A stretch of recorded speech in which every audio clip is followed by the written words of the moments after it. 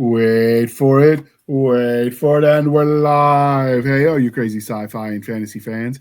It's time for your daily dose of shenanigans over here at the Blasters and Blades podcast. Just a couple of nerdy veterans and one chaos coordinator geeking out over our science fiction passions and fantastical fantasies.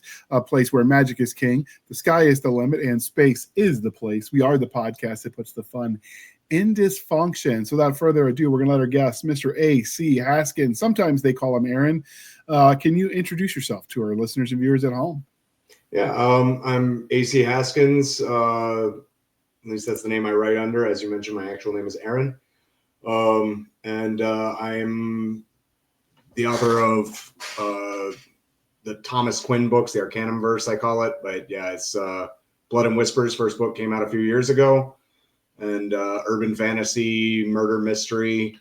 And then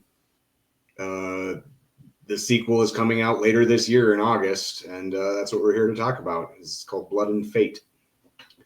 Outstanding. And this will actually air in July, so you'll be able to pre-order it when you listen to this, dear listener. And as usual, we are working on a proof of life with Nick. Unfortunately, we're recording this in June, and they still got him working crazy hours. At this point, I'm convinced he sleeps on his boat and then goes back to work the next day because they've got the Border Patrol agents going nuts on overtime. So we will work on trying to record something for his lunch break so we can get some proof of life, even if it's just a 15-minute, what do you listen to, what are you reading, something. Because he is still around. He just does still want to participate. So just bear with us. And now, before we get started on the interview, Aaron, are you ready for the religion question?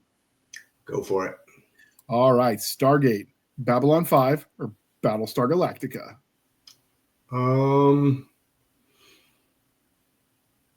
Battlestar Galactica of those three. Yeah. Okay. What is it about? Well, first off, the original or the reboot? The reboot. Yeah. It's the only one of them that, well, no, Babylon 5 was told as a cohesive story. It was a serialized novel. But Battlestar Galactica, I felt, of those, it's the one that felt most like real people in these situations dealing with this extraordinary circumstance and all of the drama and humor and life that goes with that. And that just appeals to me more than the storylines of the others. I enjoy the others, but yeah, I think of the three, I got to go with Battlestar Galactica. You like the lived-in feel to it? Yes, exactly. Plus, okay. Dark and gritty is always my preferred flavor, as anyone who's read the first book will know, or any of my short stories. Okay. And because we are polytheistic here at the Blasters and Blades podcast, Game of Thrones, The Wheel of Time, or Chronicles of Narnia? I want to say Game of Thrones for the same reason. It's a sociological story. It's about society and these big world-changing events, and the characters are largely foils for the audience to understand what's going on and to get their reactions and so forth, but they're not really the point of the story. But at the same time, George R.R. Martin has pissed me off too much that I think I'm going to have to go with Chronicles of Narnia on this. Okay. All right. And so one of the crying shames of growing up and adulthood in general is we stop asking our friends the important questions. So we are bringing that back thanks to our sponsors here at the Blasters and Blades podcast. And we're going to ask you, Aaron, what's your favorite dinosaur? Ankylosaurus. What is it about the Ankylosaurus that you like? In the Army, I was a tank officer, and Ankylosauruses were basically Ankylosauri. I don't know. I don't speak Latin, but they were basically living, walking tanks. So there's just a kinship there. Okay. What kind of tank did you guys operate when you were in? M1A2 SEP V3 Abrams.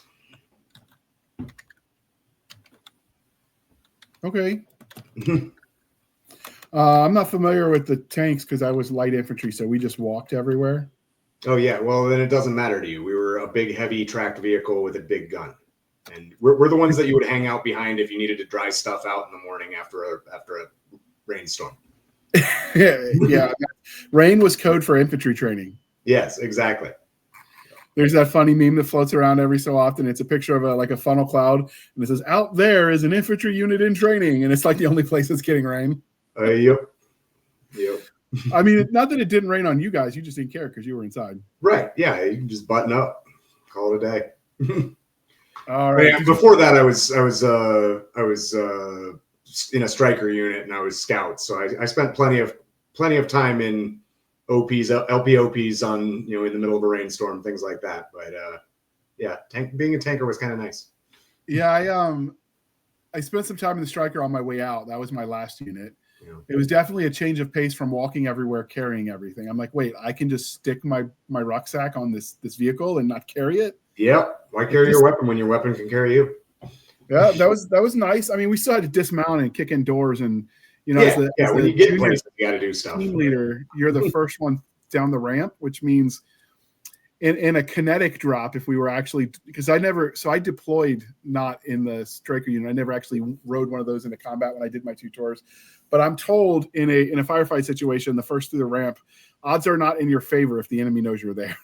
Yeah, but typically, if you're the ones attacking, the ramp is going to be away from the enemy. So one would hope, but this is the army. You had that advantage at least. Well, again, with scouts, it was fun because we didn't like infantry. You guys and strikers were always super crowded. You get like 10 people back there, but yeah, in scouts we typically had like 4 or 5 people on a vehicle. So once the ramp's down, you all go pretty quick. Yeah. For us, I just never underestimate the Army's ability to turn a victory into defeat just through incompetence, although most of that was training exercises in those cases with the striker. So, like I said, I never had to put that into practice. Mm-hmm. They were relatively new when I was getting out, or they weren't widely disseminated yet. That's fair. Yeah. All right, so we try to be civilized human beings here at the Blast and Blades podcast. We are no longer knuckle-dragging troglodytes. So, coffee or tea, and how do you take it? Coffee, black. Like your soul. Dun, dun, dun. Yeah, no, it was a formative moment in my life. I was 16 years old and I was staying at a friend's house, and his dad was a full bird colonel in the engineers, and just like very tough guy. And I remember I was staying at his house and I went to make myself a cup of coffee, and he's sitting there reading his newspaper at the kitchen table. And I pour my coffee and I put some sugar in, and I look up from stirring it, and he's just staring at me over his newspaper. He just goes, "Pussy." And from that day on, I've always drunk it black. I don't know. That was a big moment in my life. I didn't drink it at all till I went to college and I needed to stay up. Yeah. That's where when I was still in the Army, I would occasionally do sugar just because sometimes that coffee's really bad. But in general, you also don't know how fresh it is. Yeah. Although for my anniversary last year, my wife got me an espresso machine, so I've been making myself a lot of cappuccinos lately. Oh, nice. Yeah. I can down a few French vanilla lattes. Right now, I'm drinking my coffee mostly with milk and some of the sugar-free flavor syrups. I prefer like the heavy creamer syrups that have the flavor, but the calories kind of add up, and when you're trying to turn your health around, it's like is it worth the 400 calories? Probably not. Yeah, it's a lot. Milk's a lot less calorically dense compared to like some of those creamers. Yep. So it's not as rich, but it's palatable, and it's got the caffeine, which is the really thing we're going for. Mm-hmm. So you said you were in the Army. Is that like? Well, let's back up. So how did you get into like the speculative fiction? Because obviously, if you're writing it, you presumably read it first, which meant you were a fan of the content. How did you first discover your love of spec fic? I don't even know. My parents were both big readers, and they always had sci-fi and fantasy novels in the house. Like I remember reading Harry Potter when it was first coming out. In high school, I got really into David Weber's Honor Harrington series. I was the nerdy kid at band camp in high school, like on the bleachers while everyone else was socializing at band camp. And I was like on the bleachers reading Star Wars novels.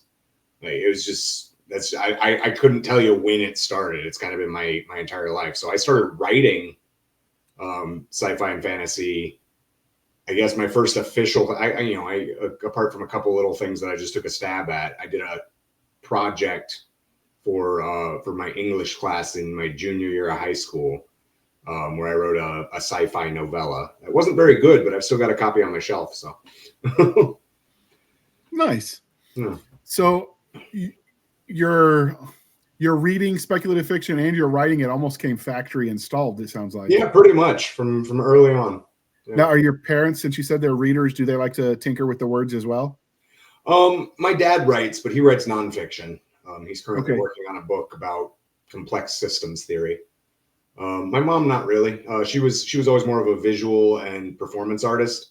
Okay. So I grew up like as a little kid. I have some of my early memories are of hanging out backstage at the theater during rehearsals and all that while she was doing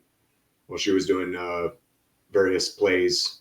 Or she also did the set design for a lot of plays and things like that. So, We're talking Broadway or community theater? like community theater stuff. The big one that I remember was I think it was called the English Theater in Frankfurt, Germany. Right. When my dad was stationed there, he did 30 years in the Army. Yeah, that's the one I remember. I know there were a few others, but I can't remember what they were called. But it was always like community stuff. Okay. So then you went into the Army. Do you think, having served in the Army, because I see the hats behind you, so I know I'm assuming that's a West Point hat on the left.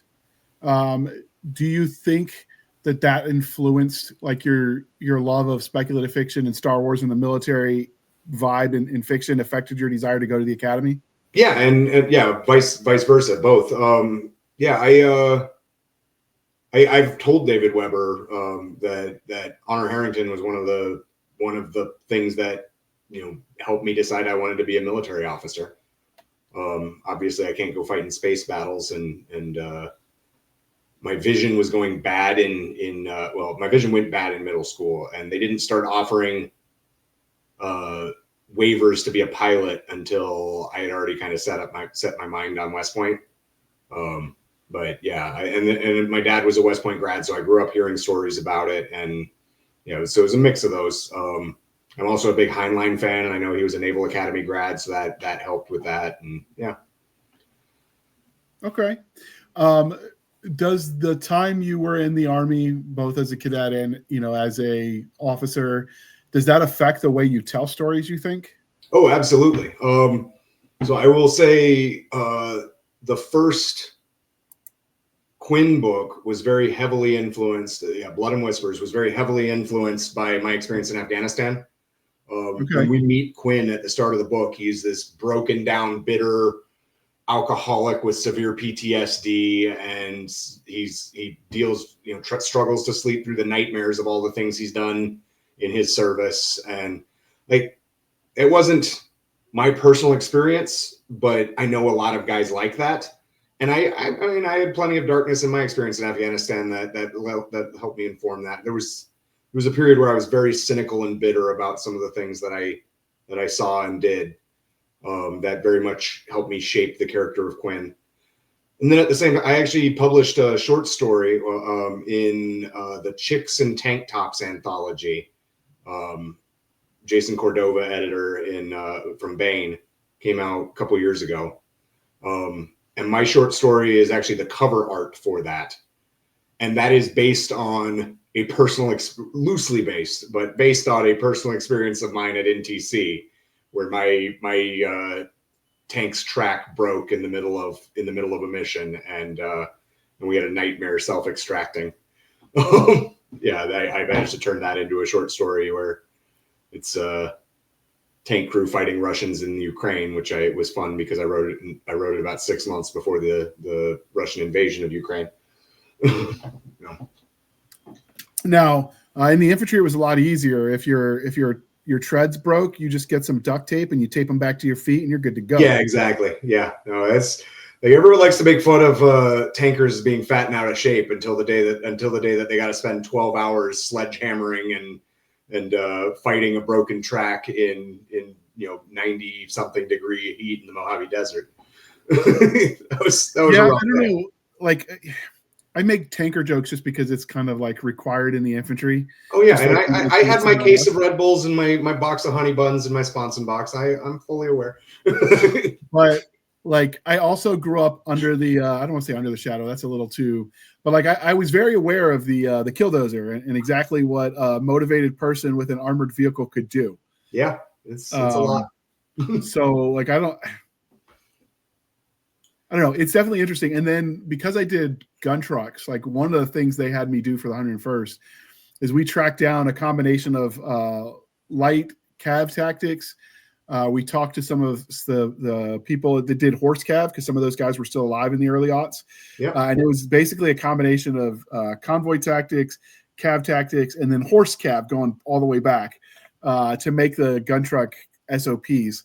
So like I'm kind of aware. And then of course there's some of the guys that ran gun trucks in Nam that obviously were still alive. Yeah. So I'm very aware that like it's not the easy life. It's just comfortable until it's not, kind of thing. Right, exactly. Yeah, it's different. Yeah, you might have AC in an A2 just to keep the computers cold, but that doesn't make it fun. It doesn't make it comfortable.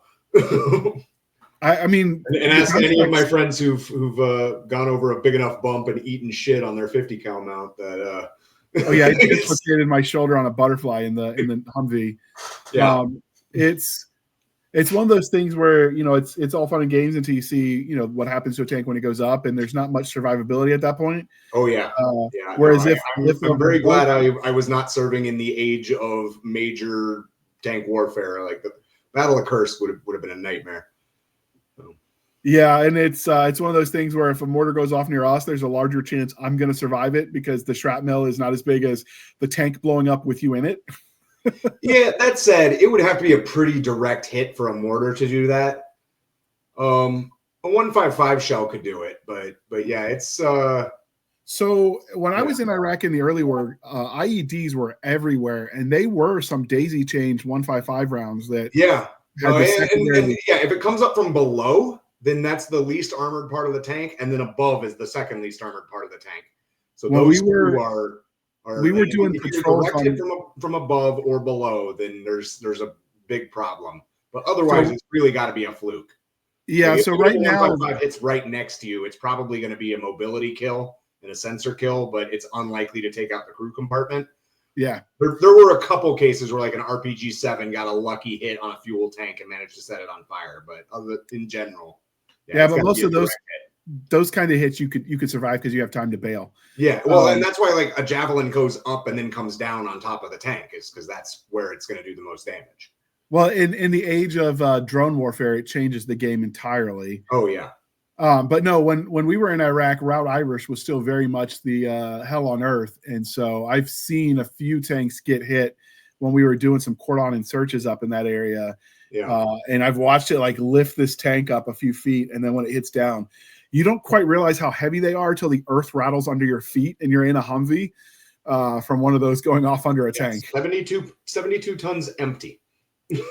Luckily, in that one, other than a few concussions, everyone lived. Yeah, no, and that's the amazing thing is like even with a big bomb, it takes a lot to kill people inside a tank. Well, the treads didn't live. I don't know that the tank was. No, it's definitely a mobility kill, probably a sensor kill, but not, you know, a lethal event.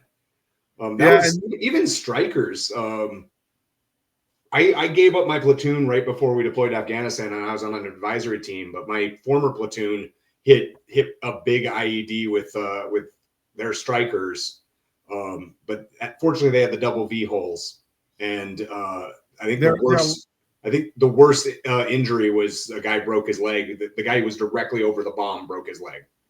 Yeah, the double, when they went to the V-shaped hole, that was a game changer. Before that, they were death boxes, but the flat bottom strikers were not good against IEDs at all.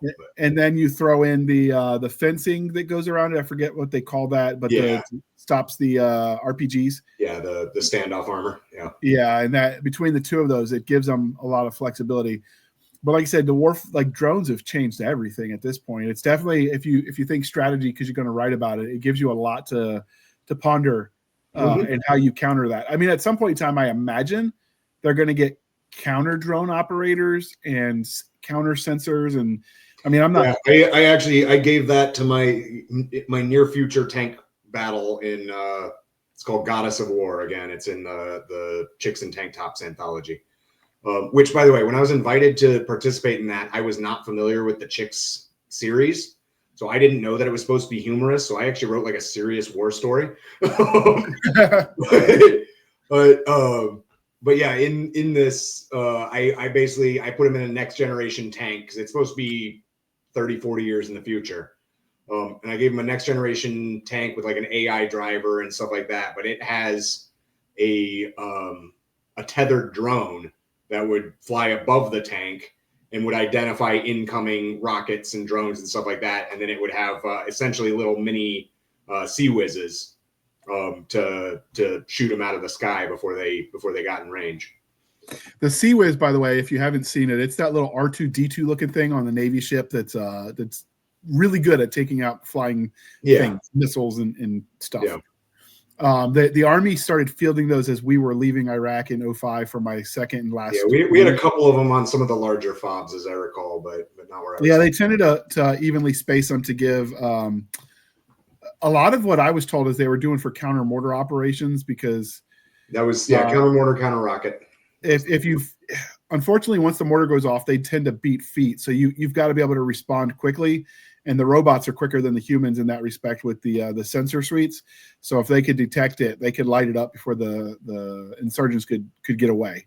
Yeah, although they were usually used to shoot the thing out of the air before it hit, before they did that.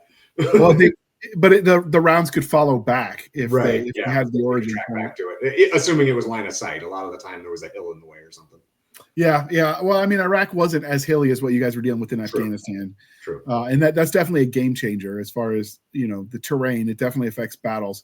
I've written tanks before. So we published the Clash of Steel anthology. And that was, I had tanks versus like mech suits. And it's definitely fun to play with the two concepts.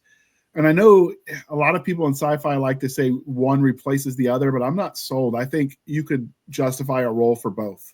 Yeah, absolutely. So, have you toyed with the concept of the mech, or are you one of the hardliners that think it's impractical? I think it could be practical. Probably not as a 2-footer, but I think like a 4-footer or a 6-footer might be practical. Okay. I'm not sure that we've currently got it where we would want it to be for that, but I could see within the next 20 to 50 years, multi-foot mechs being out there. It certainly would give you a lot more ability to deal with some of the terrain that'll tear up a tank track, and that wheeled vehicles just can't handle. But then you got obviously each leg becomes its own vulnerable point to attack, so that'll be an interesting.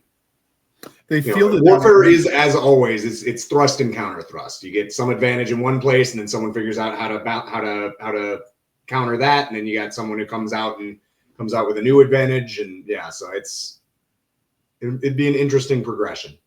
Yeah, it's the yin and yang of offense and defense in perpetual. Nothing happens in a vacuum. The systems on both sides co-evolve together, and people have you seen? People tend to forget that when they're trying to like extrapolate out to the far future. Yeah. Like, oh, here's this cool thing. Yeah, but what would have come along with that to counter it? And a lot of the time people, especially people who don't have that experience, struggle to connect the dots there. Or an understanding of history. Yeah. Have you seen the 6-legged dog? I think. It's a Boston Dynamics thing. Yeah, there we go. Yeah. I could see that becoming a larger scale, but then at that point, it's almost an AT4 or AT-AT, I guess, from like. Yeah, basically. You obviously don't want the big, tall, on stilts look like an AT-AT, but I don't remember what it is. But the Empire had like a short version.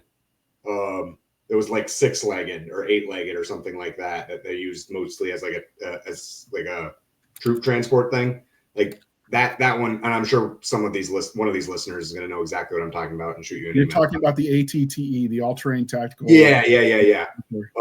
And so like something more like that, I could see actually being more practical. But again, you've got to figure out how you defend it from drone attacks, rocket attacks, things like that. Yeah, and it's an interesting thing, but I've when you're light infantry, you don't tend to think about. Armor except in the how do I ambush it kind of way. So for me, when I wrote that story, it was like, oh, okay, this isn't as. So I ended up calling one of my friends who was a tanker, and I had to like, I know I made fun of you for a lot of years. Can you please answer my question? Yeah. No, and then I actually remember I was a OCT, observer controller trainer for a infantry unit in a training event where they were going up against notional Russian tanks, and I was out with this javelin team, weapons squad, out here to take out these tanks, and they saw a tank and shot it, and I gave them a good 90 seconds, and I was like, all right, now the rest of you are dead. They're like, what? Like, you shot one tank. Tanks don't fight alone, bro. You gotta think about their perspective. The second tank saw where you shot his buddy from. By now, he has killed you. You have not moved off the point, off the zone. Yeah, it's definitely an interesting. I've seen some arguments that tanks are themselves obsolete, but I don't. No, I don't know that I don't buy it, and that's not because I'm a tanker. It's because everything that I've seen in Ukraine shows that when they're fought with proper combined arms tactics by people who know how to use them properly, they are just as much a game changer as they've always been. The Russians screwed it up terribly. They didn't know how to use them at all, and they got annihilated. But the Ukrainians used tanks extremely effectively, to the point that essentially one tank battalion held off and defended Kharkiv for months. So the problem with the Russians is not just tactical for them; it was supply and maintenance. Oh yeah, no, that too. But even the tactic, like, you can go on YouTube and watch the videos of ambushes of a Russian tank column where they clearly have no training and any idea of how to respond to that. And they're not working in proper combined arms with infantry out, to catch the right scouts, screen lines, all that kind of stuff. They're not doing any kind of proper combined arms techniques. I've gotten skeptical because one too many times check this cool combat footage out, and you realize it was AI made or it was from. Oh yeah, that's a problem now. It wasn't in the early days of the war, right? Back when it was first. Yeah, but both sides were throwing out propaganda, so it was just like, what's real, what's not. It was kind of hard to tell. Yeah, I definitely. I would say, like, if anyone who thinks that tanks are obsolete, look, I think it's just the 2nd Tank Battalion in the Ukrainian army. But look up the story of their defense of Kharkiv. And before you try and argue tanks are obsolete. I think between the war in Iraq, or excuse me, in Ukraine and Russia, that conflict, and then the Pakistan and India one, we're going to see some interesting doctrinal shifts in the near future, because we're learning things that about modern equipment that haven't really gone head to head since. This is basically this is like the Russo-Japanese War before World War I, or the Spanish Civil War before World War II. Like, this is the lab. This is where you get to see what works and what doesn't, and update accordingly. And I don't know this to be true, but I would bet money that there are a lot of major power nations have observers there. Oh yeah, taking notes in real time. I know we do. And I don't see why anyone else wouldn't, even if they just throw the journalist over there, whatever. They've got people studying. Yeah, people know what to look for and know what's going on. Absolutely. So what do you think about the viability of some of the sci-fi tropes of, like, the hover tanks as opposed to the treaded tanks?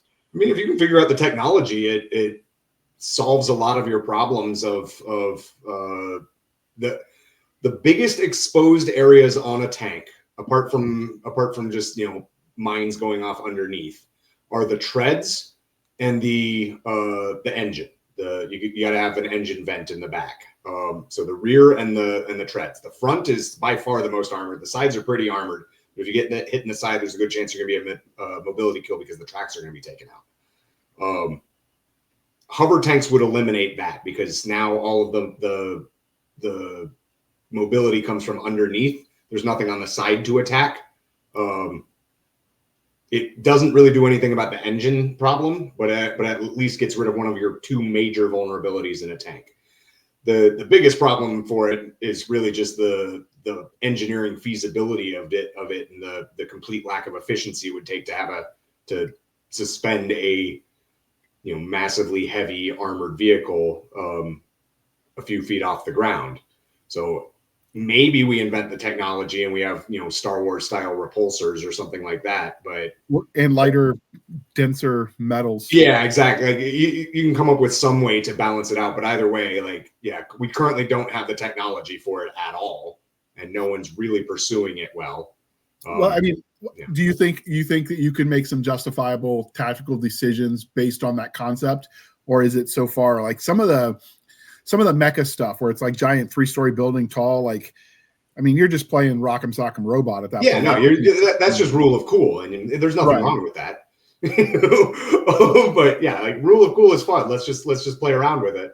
But if you're trying for realistic combat, then yes, you absolutely could build a realistic armor, doctrine around hover tanks. Yeah, I doubt they would look particularly similar to the tanks that we currently have, because those were built specifically for what they are. Like, one of the reasons that tanks as they are right now are so long front to back is because of the tracks. So if you get rid of the tracks, then you could probably shorten it up and make them more like rounds, so you don't have necessarily a clear front, back, whatever. Like there are definitely things that you could consider going into that, but yeah, I don't think it's out of the realm of possibility, assuming we just say hand wave away the technological limitation of how are we getting it to float. Oh, absolutely. I like thinking about these things. It's kind of fun to play with the what ifs.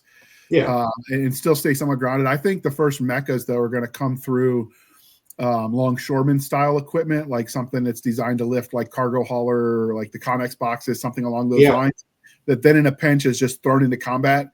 That's, to me, that was one of the things. I think it was one of the Aliens movies that did that. Yeah. Aliens #2. Yeah. I mean, that seems to be a realistic. Yeah. So here's a $1 million question for you. If a mecha goes into combat, because it's basically one man in a suit, you going to count that as armor, or are you going to count that as giant infantry? Because I know both branches would want to claim it.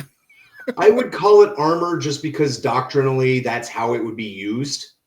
I think you're right on that one. Yeah, the crew size is less relevant than how it's being used in combat.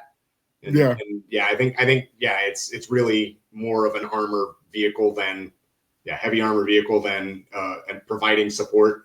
You're still going to need the crunchies out on the ground running around like that. Those don't go away. At the end of the day, there's a great Heinlein quote about that. Like, at the end of the day, you got to have someone with boots in the mud. Otherwise, you can destroy a planet from orbit. You can bomb things all day, but if you don't have infantry on the ground to control the land, then you're not in control. I think there was a movie, was it The Last Castle, that had that line? It says, until you plant your flag in the ground, it's not your land. Yeah.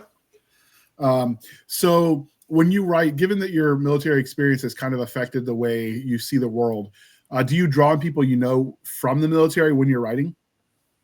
Yes. Yeah, no, absolutely. Especially when I'm writing something in that context. The short story that I've mentioned a couple times is like, those characters are wholly made up, but I definitely see people that I know in them. I would actually say in the book that I've got coming out, Blood and Fate, there are 4 characters who are actually real people.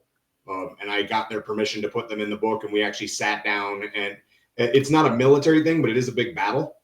Firefight, I guess.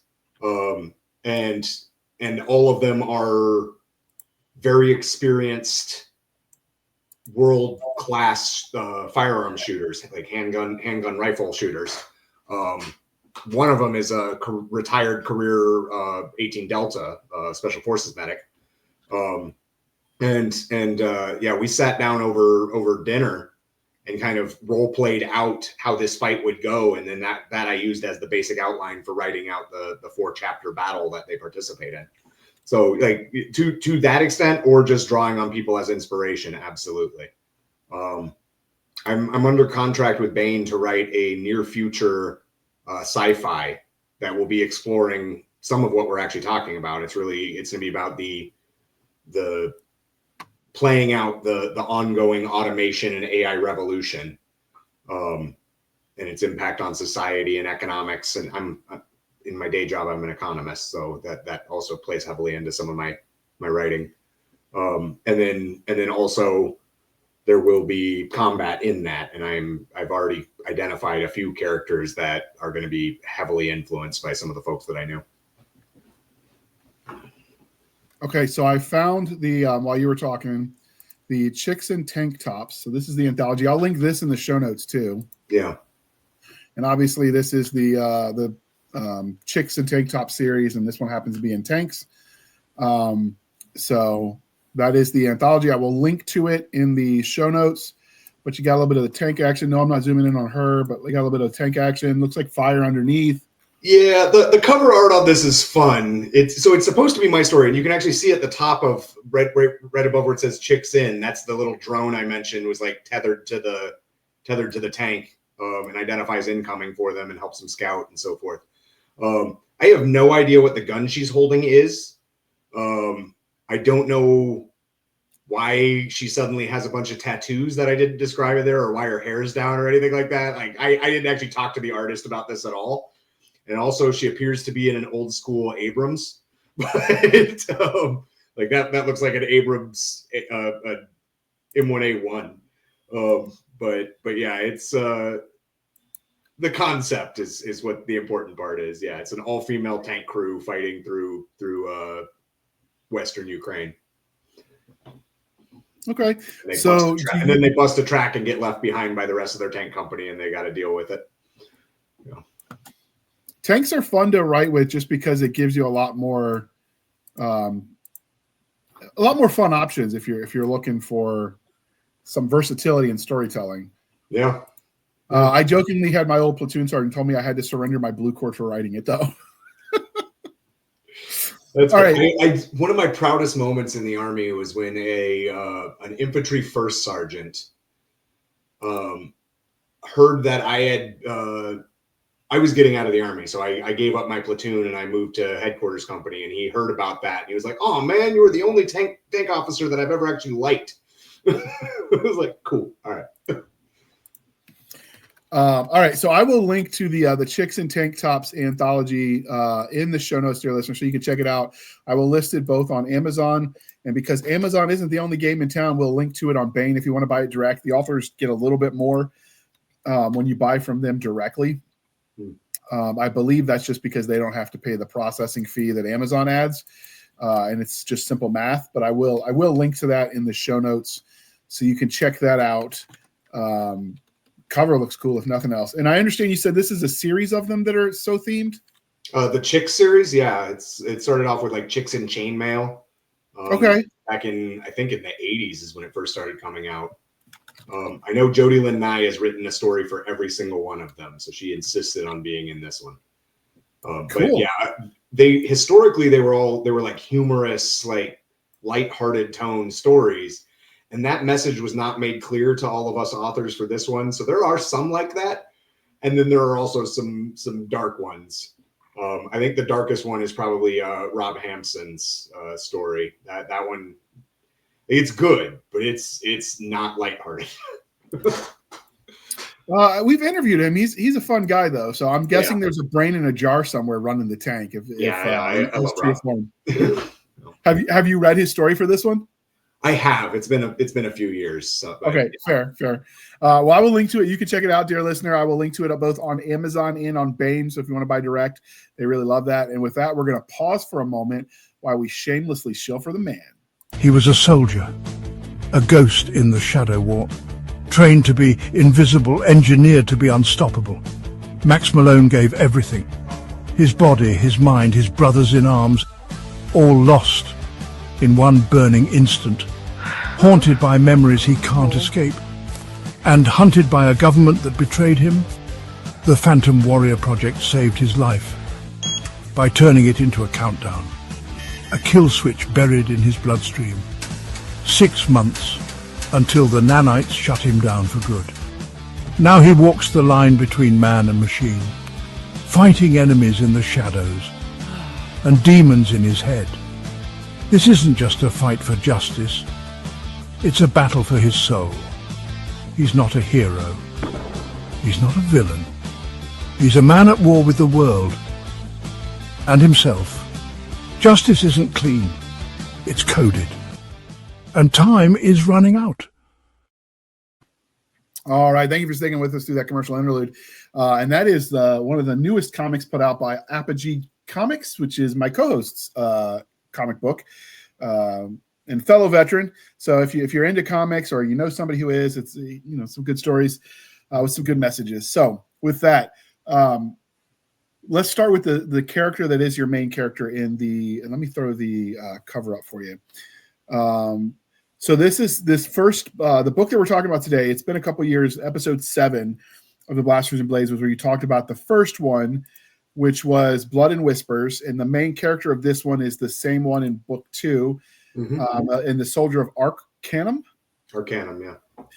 When we prepped for the show and I talked to Rabbit, he says that this is a series where obviously if you're a perfectionist, you read them in order, but you could read them standalone as well from the way they're written.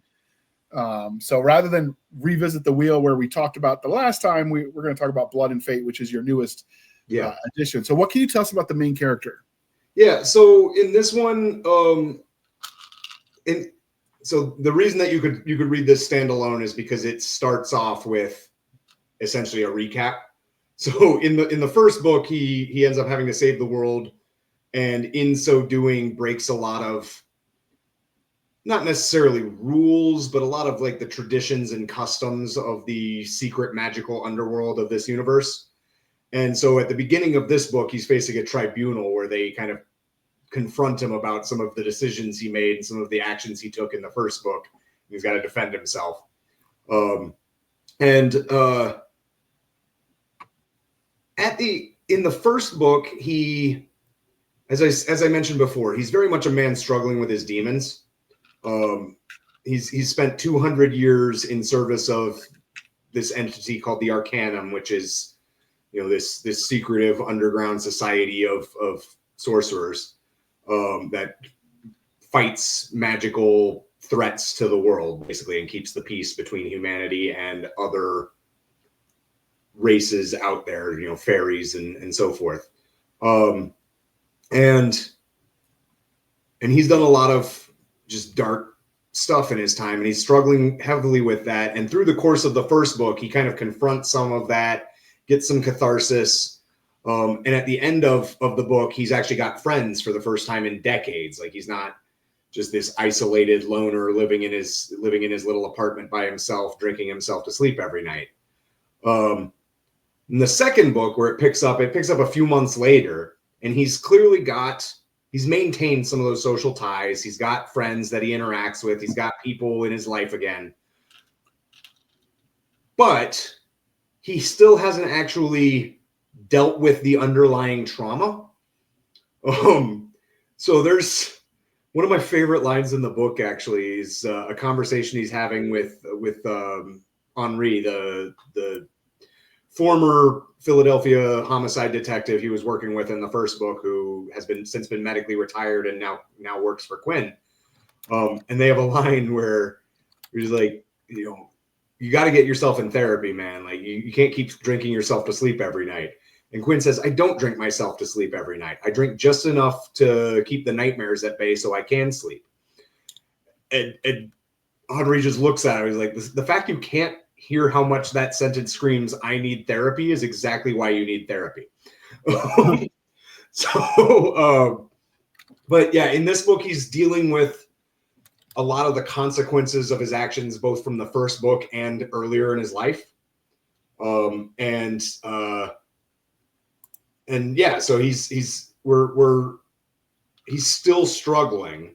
He's not in the place that he was in the first book, but he is still clearly a traumatized individual who needs to actually deal with the sources of his pain, and he has not, and he kind of refuses to. And so that kind of, that's actually a large part of what forces the story in this book, is his refusal to deal with that, and then confronting it, and with the help of some others, managing to make progress on that front.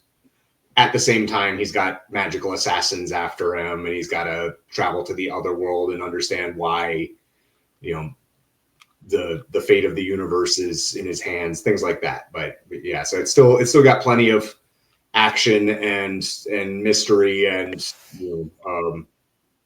just otherworldly fantasy weirdness. So if you like the first book, then none of that's gone away. But his character progression arc is definitely, he's not in the same place, but he's still got a ways to go. So is this set on Earth? Is it a second world? Like what's it's a contemporary urban fantasy, so it takes place on Earth. I kind of just ignore that COVID happened in between the first book and the second book. I just don't even bother addressing that.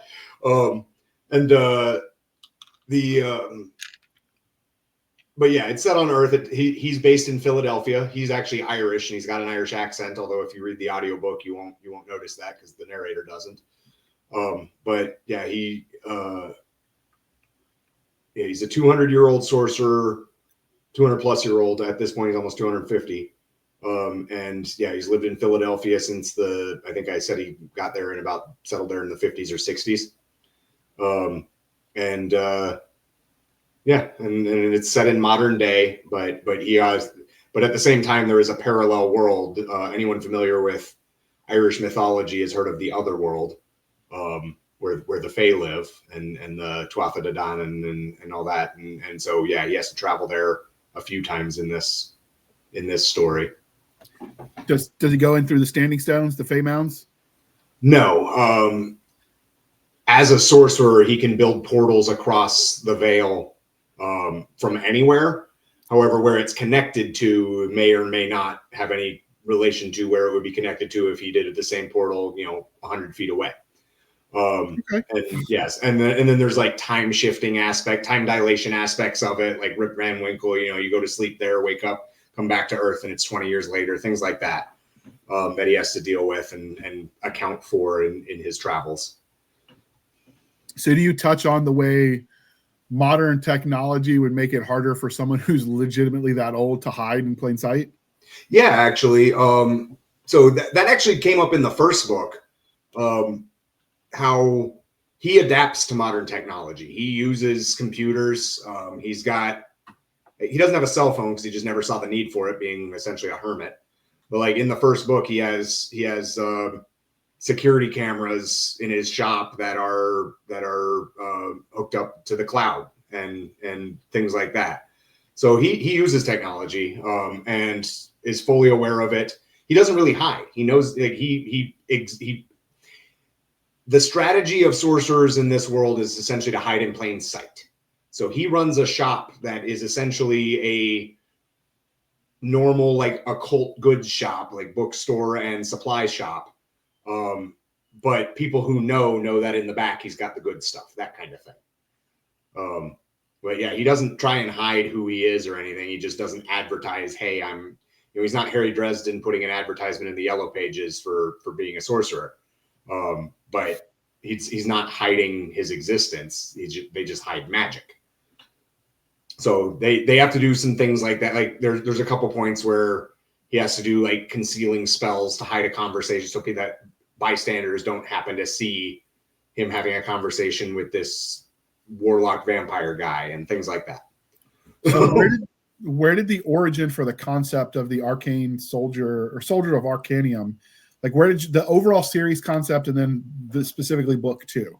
The overall series actually came from the fact that I was watching the show Castle and I was like, I could write a mystery story, but being a lifelong speculative fiction fan, I was like, but it's going to be weird.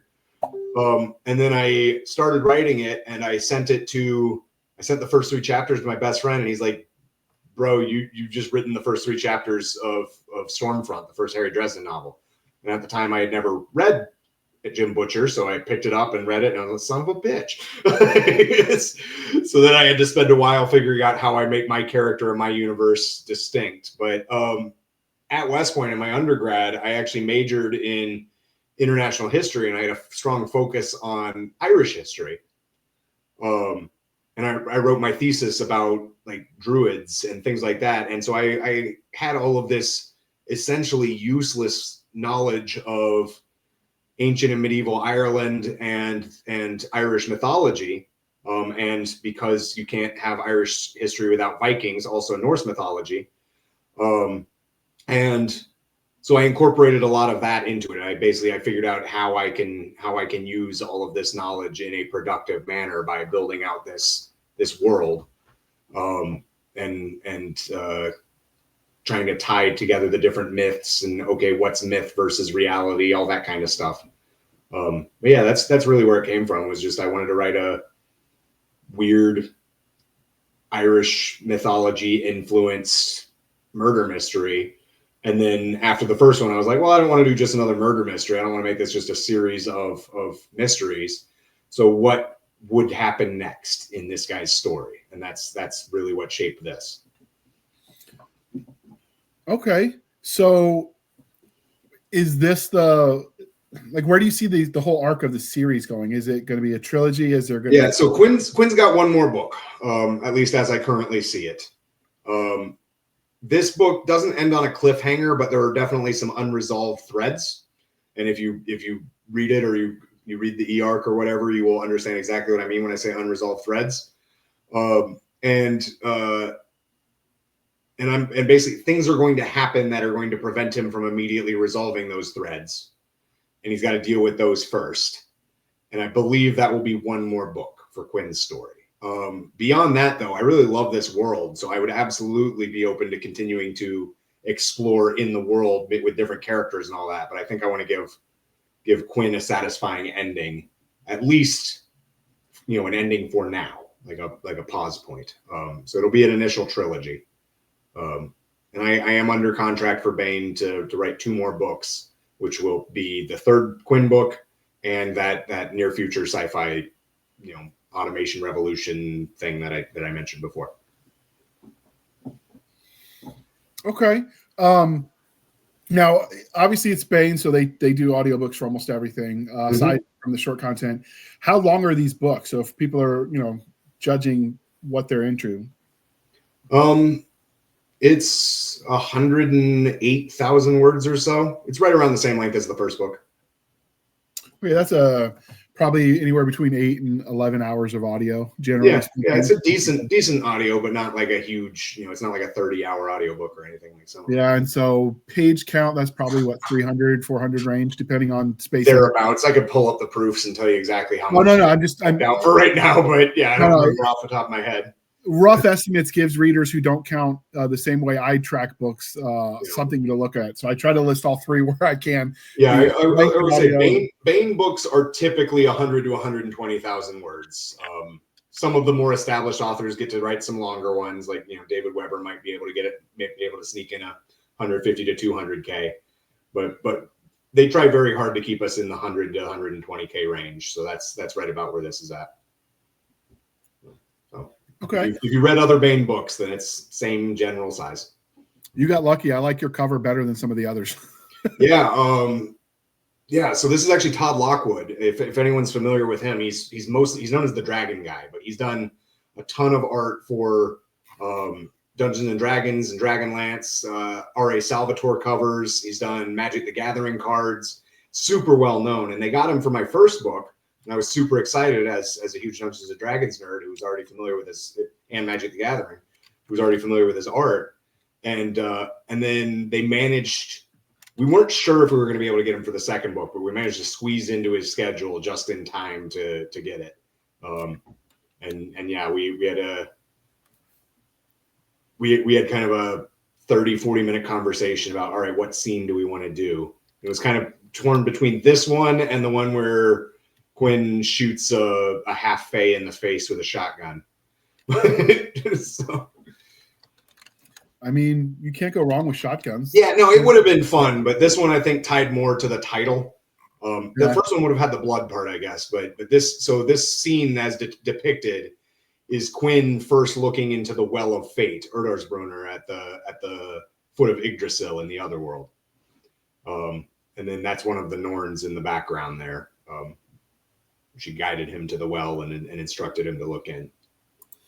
So let me zoom in. So that's the Norn he's talking about, which is She Who Knows is her name in the book. So if somebody's listening and their kids are precocious readers, but they want to know but content wise, like an age range or a movie theater rating, whatever's easier for you, how would you rate this book? PG-13 to R. There's no explicit sex scenes or anything because my in-laws read my writing, and as soon as I learned that, I determined I was never going to write an explicit sex scene before they die. But other than that, like there's some pretty graphic violence. But other than that, it's not too bad. I mean, there's some curse words. There's definitely some naughty words. I know my sister-in-law told their oldest son that he couldn't read the first book until he was in high school, and he's actually starting high school this fall. So, okay. So, you told us about Quinn, the main character. Are there any secondary characters that you're especially fond of? Yeah. So I mentioned Henri Lajoie. Although I think in the audiobook they just call him Henry. But yeah, he's a Haitian immigrant. And he's kind of I wouldn't say comic relief, but he's very much a foil for Quinn. Like he's a sanity check for Quinn, where he like raises his eyes when Quinn says something that doesn't make sense, and he'll question him and stand up to him. In the first book, he was a homicide detective and kind of forced Quinn to respect him. And then in this second book, he's now been medically retired from the police force and is working in Quinn's shop, and they've become friends. And then there's a few others. I mentioned 4 people who are real people show up as characters in this. So yeah, it's John, Melody, Chris, and Annette, and they're all friends of mine. And I have gone to firearms training courses with all of them, 3 of them as instructors.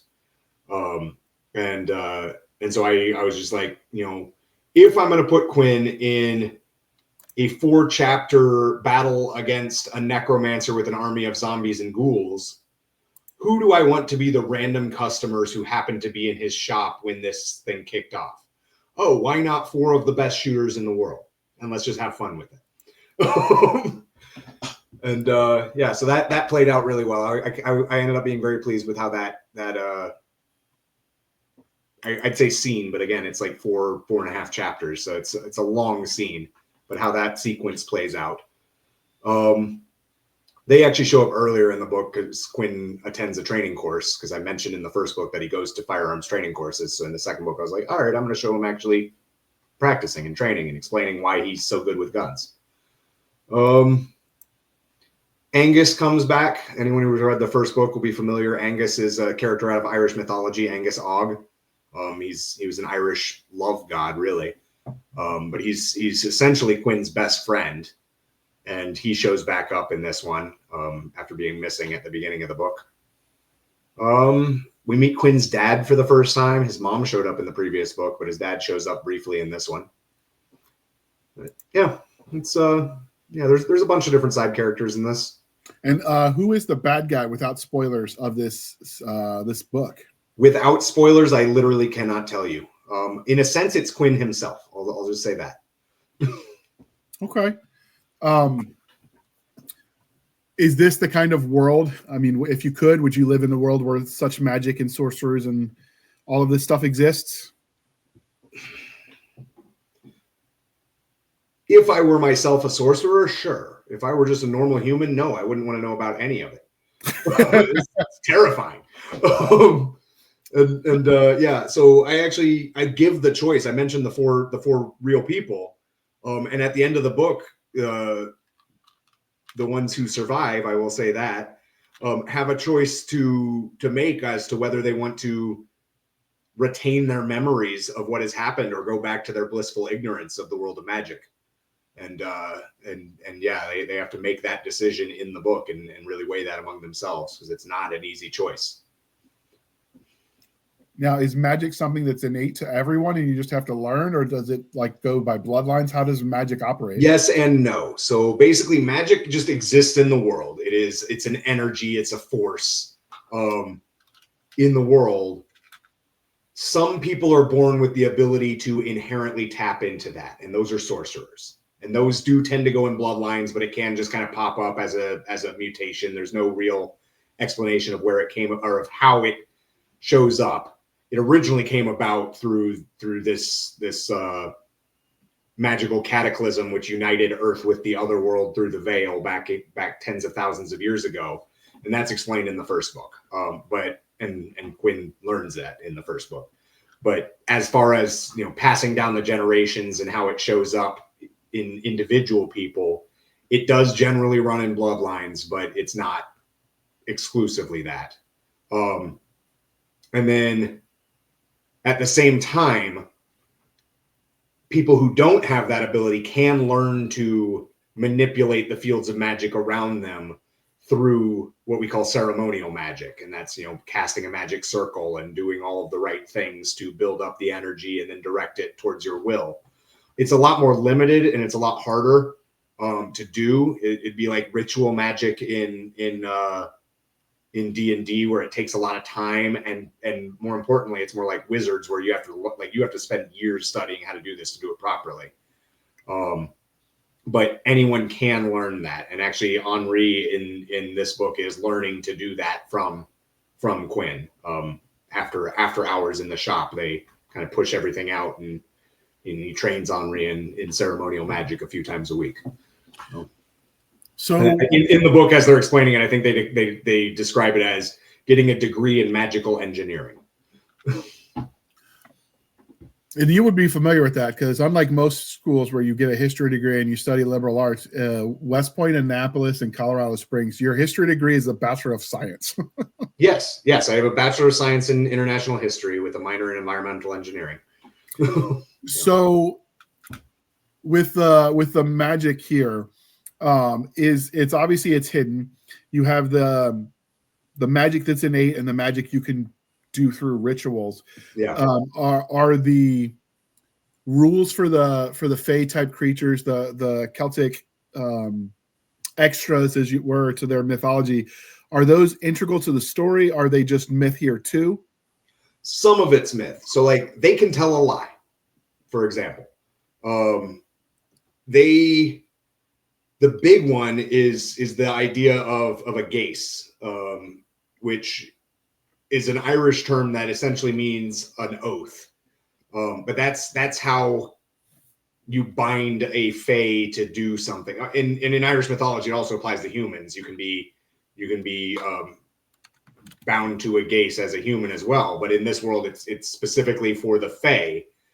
If you swear them to a gace on their name through a triple oath, then basically they have to follow the rules of that vow, or their own magic will kill them. And there are lesser gaces, but that's the most powerful one, is they swear it on their own name 3 times. And then there are lesser ones where it might just cause them pain or suffer some kind of consequence for breaking their oath. But the very powerful one that is actually a major plot point of this book.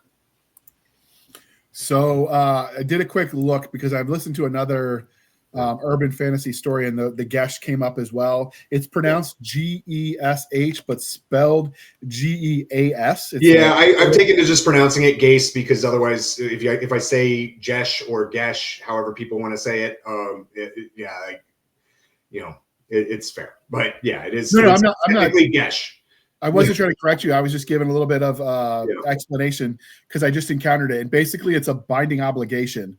Yeah. So it's often in mythology used to bind the Fae, but it could just as easily go the other way.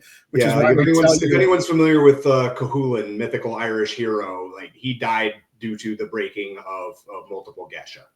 And that's why they tell you what the intent and the exact wording of promises to the Fae.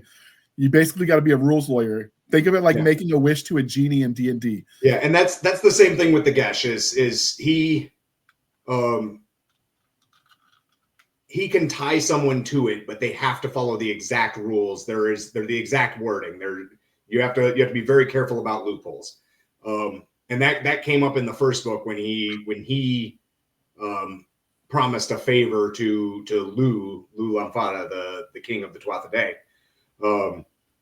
And he had to like think through and be like, are there any loopholes in this that would screw me over? In this one, it becomes much more important because he swears a fae to a Gesh, and then she goes above and beyond what the rules require, and that makes him very suspicious. Like, why are you doing something you didn't swear to do? That's that old joke. My wife told me I was right. Where's the trap coming? Exactly. So he knows something is going on because she did something that she wasn't required to do by the exact wording of her oath. So are the other pantheons of gods in the mythical pantheons, do they exist as well, or is in this one? So he ends up going the three places in the other world. Well, the three panthologies pantheons, mythologies that he interacts with in this world or in this book are the Eschith, the Irish gods and fairies, the Aesir and Vanir, the Norse gods, and the Olympians, the Greco-Roman pantheon. He interacts with all of them directly, as well as references to others. So basically, the way it works is virtually all of the ancient pantheons were actually tribes of fae, and almost all of them have since withdrawn to the other world. And the Arcanum basically exists to maintain the peace between the two worlds and the races, and deal with other things as they come up. Rogue sorcerers and vampires and all sorts of stuff. But that's really kind of how I dealt with it. Is they're all natives of the other world that lived on Earth and essentially convinced humans that they were gods, and people worshiped them for ages. And then over the last couple thousand years, they've kind of all withdrawn across the veil. Okay. I know because this has some level of mystery to it, mysteries are really hard to interview authors about because almost all of it is going to be a spoiler, and we don't do that here. Is there anything about this book, the Soldier of Arcanum, that we didn't ask that you think the reader needs to know?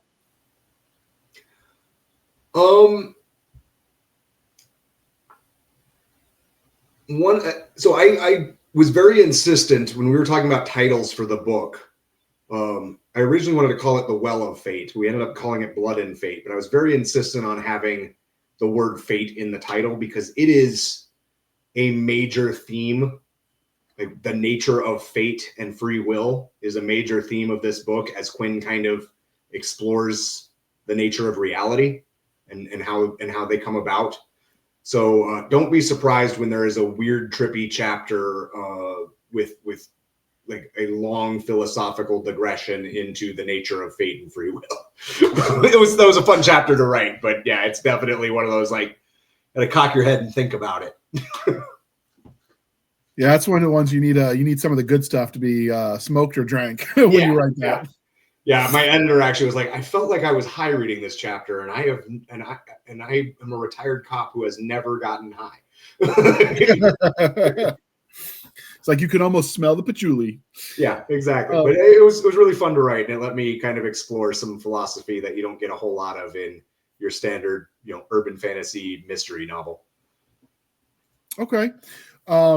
So is there anything else you think we need to cover, or you think that sums it up? Because I don't want to give any spoilers. We want people to read the book. Yeah, no, if you like urban fantasy and new takes on mythology and mystery, and as I mentioned, philosophy and guns and action, zombies getting shot in the face and beat to death with a claw hammer, then this is the book for you. All right. And with that, this is the part of the interview, dear listener, where I remind you to please be kind and speak your mind on the reviewing platforms. Your reviews help the right readers find the right books, and it really does make a difference. So you can hop on over to Goodreads, Barnes & Noble, Amazon, any place fine books are sold, and generally you can leave a review. And please do. It really does make a difference. And with that, Aaron, how can they find you? Otherwise known as AC Haskins. Yeah. He loves air conditioning so much. Yes. So I don't have a huge social media presence, but I do have a website, achaskins.com, and I've got a not particularly active writer's profile on Facebook under the name AC Haskins, and my author page on Amazon. But other than that, yeah, just go buy your books. I will be at LibertyCon and DragonCon this year if you want to come say hi. All right. And where you already listed the social media. I will link to all that. I will link to the chicks in the tank tops, and tanks and tops or whatever. I can't remember the exact Chicks name. in tank tops. Yes. There we go. I have linked to that in the show notes, so you can check that out as well. You can find us, a dear listener, in our Linktree, linktr.ee, Linktree/Blasters and Blades podcast. Again, Linktree/Blasters and Blades podcast, where we link to all the things: the BitChutes, the Rumble, the YouTube, the TikTok, the Twitters, the Spotify, the Discord, the Blasters and Blades Facebook group and Facebook page. We have our email, blastersandbladespodcast@gmail.com. Again, blastersandbladespodcast@gmail.com. For professional purposes only, people. Save the shenanigans for Madam Stabby Stab over there on the Instagram, Twitter, and the email. You can support the show by going to buymeacoffee.com/author J.R. Handley. Again, buymeacoffee.com/author J.R. Handley. Be sure to put in the comment section that it's for the podcast, and I promise I will keep my co-hosts duly caffeinated. They will drink that coffee brand coffee until they float away on a river of Java goodness. And if you want some of that coffee brand coffee, you can use the link in the show notes. Discount code podcast grunts. You get 10% off. We get a little bit of a kickback. It's a win-win, people, and it really does help. And if it matters to you, you are all supporting an American company because those beans are roasted and packaged in the continental United States. And with that, I would like to thank you for spending some of your precious time with us. For my crazy co-host, I am J.R. Handley, and this was the Blasters and Blades podcast. We'll be back next week at the same time. We'll indulge our love of nerd culture, cheesy jokes, and all things to go boom. Thank you for coming on, Aaron. This was a lot of fun. Yeah, it was. Thanks for having me. All right, with that, we're going to hit the end button, people. Wait for it.